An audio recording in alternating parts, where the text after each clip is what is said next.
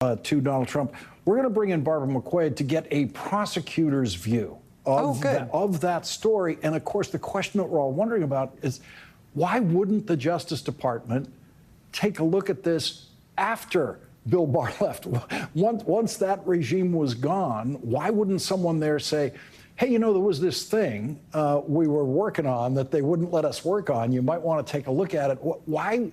Or did that happen in the Justice Department? Will we ever know if that happened in the Justice Department? There was this thing that we were working on, as Carol Leonnig put it, where we had not only good intelligence, but additional corroborating intelligence streams that told us that it was, in fact, the worst thing we thought it might have been. Mm-hmm. And we were blocked from doing even basic investigatory steps to figure out if it happened. And by the way, if it's true, it's the biggest presidential scandal in American history. Can we do something about it? Maybe spend a week? I don't know, ask around? Right. I know. Yeah. I know. So yeah. We'll get a prosecutor's view of what that evidence was like at the time. And so importantly, why wouldn't the new administration and the Justice Department take a look at that? Would you ask Barb one question about it for yes, me, I will. if you don't mind? Writing this down. So the hush money case, the Stormy Daniels hush money case, that was a state prosecution that was brought after federal prosecutors, under sketchy circumstances involving Bill Barr, decided not to pursue things. New York state prosecutors brought that prosecution on essentially the same fact pattern that federal prosecutors had walked away from. In this case, I know there's a statute of limitations issue, but statute of limitations arguably stops tolling when a person in New York State moves and becomes a resident of, say, Florida. If this were a crime, if this were something that was a tax crime or an election crime or some other sort of crime, is it possible that state prosecutors in, say, New York, where Donald Trump banks, that they could look at this and might have different statute of limitations issues than the federal prosecutors who blew it off? Let's just hope Alvin Bragg is still awake and and watching TV and just stumbled across this channel. Because, yes, that is a great question. That's where we will begin. Thank you, Lawrence. Okay. Thanks, Rachel. Thanks. Thank you. Well, Kamala Harris was in the Situation Room today with President Biden while the laziest presidential campaigner in history was, as usual, doing nothing. Donald Trump, now the oldest presidential nominee in history, is running scared and lazy, showing no idea how to campaign against Vice President Kamala Harris. Trump's only attempt so far to campaign against Vice President Harris was to question her racial identity, something even Lindsey Graham publicly advised him to stop doing. Donald Trump's most enduring and reliable quality is his stupidity, so it is possible that Donald Trump alone in America does not understand that black fathers produce black babies. But Donald Trump's racist idiocy helped Donald Trump in one way last week. It helped reduce attention to more important stories, like the one we were just talking about, the possible $10 million bribe that Egypt may have paid Donald Trump when he won the presidency in 2016. We'll be covering that important story later in this hour, just as Rachel did in the previous hour, because that is a much more important story than anything Donald Trump has said and should not be overshadowed by Trump idiocy. 49% of American voters now correctly believe that Donald Trump does not have the mental capacity to serve as president of the United States. In a CBS poll released yesterday, 49% say that Donald Trump does not have the mental and cognitive health to serve as president. Even Donald Trump knows he does not have the mental and cognitive health to debate Kamala Harris, which is why, in a move that for him was both wise and cowardly, he backed out of his promise to participate in a presidential debate scheduled by ABC for September 10th. Vice President Harris responded saying, "I'll be there on September 10th, like he agreed to. I hope to see him there." Donald Trump obviously fears debating Kamala Harris more than any candidate has ever feared debating. And so we might never see them debate. I'll keep a chair open here any night for Vice President Harris to come by and debate tape of Donald Trump explaining his position on tariffs and taxes and repealing Obamacare and cutting Social Security and Medicare and cutting taxes for billionaires. I would be happy to show the Vice President tape of Donald Trump clarifying his policy on Israel and Gaza, but he has not said a word about it. Kamala Harris has strengthened her campaign staff with some hugely important new hires. David Plouffe, who was President Obama's winning campaign manager, is joining the Harris campaign staff. Nothing like having another winning presidential campaign manager on the team, along with Jen O'Malley Dillon, who already has won a presidential campaign. Stephanie Cutter, another winner from the Obama campaign, is joining the Harris campaign staff, as is economic policy advisor Gene Sperling, who has been on the staff of every winning Democratic presidential campaign since Bill Clinton. And Jennifer Palmieri, who served in the Obama-Harris White House as the communications director, has also joined the Harris campaign, making the Harris campaign staff the single strongest group of campaign winners that we have ever seen on any presidential campaign staff.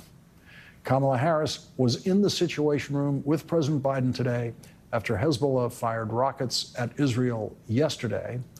The president described today's meeting in the Situation Room this way. Earlier, Vice President and I were briefed in the Situation Room on developments in the Middle East. We received updates on threats posed by Iran and its proxies, diplomatic efforts to de-escalate regional tensions, and preparations to support Israel should it be attacked again. We also discussed the steps we are taking to defend our forces and respond to any attack against our personnel in a manner and place of our choosing. Donald Trump will never be in that Situation Room again. Donald Trump knows that his future next year is in courtrooms as defendant Trump, unless he can find some way to take the Electoral College away from Kamala Harris. And he knows he cannot do that by debating her. So Donald Trump will stick to the laziest presidential campaign schedule since the invention of jet travel by doing his one rally a week campaign. This week, it will be in the electorally unimportant state of Montana, which Donald Trump won last time by 16 points and will win again this year. And every time Donald Trump speaks publicly, he will slur some of his words, as he always does. He will mispronounce words. He will get names wrong. He will get names of countries wrong. He will speak words that never come close to forming sentences. And he will continue to prove to more voters that he does not have the mental and cognitive health to serve as president. Meanwhile, Kamala Harris's campaign for president is off to what has been universally declared to be a great start, thanks, at the beginning, to the flawlessly smooth way President Biden handed off the control of their campaign to Vice President Harris on the afternoon of Sunday, July 21st. President Biden's endorsement of Vice President Harris that day began a surge of enthusiasm for Kamala Harris, including campaign contributions, thousands of new campaign volunteers, and a steady stream of important Democratic Party endorsements, and the refusal of any other Democratic candidate to even consider challenging Kamala Harris for the presidential nomination. According to a headline in the New York Times today, some people at the Times think, quote, Kamala Harris surprises everyone. Not everyone.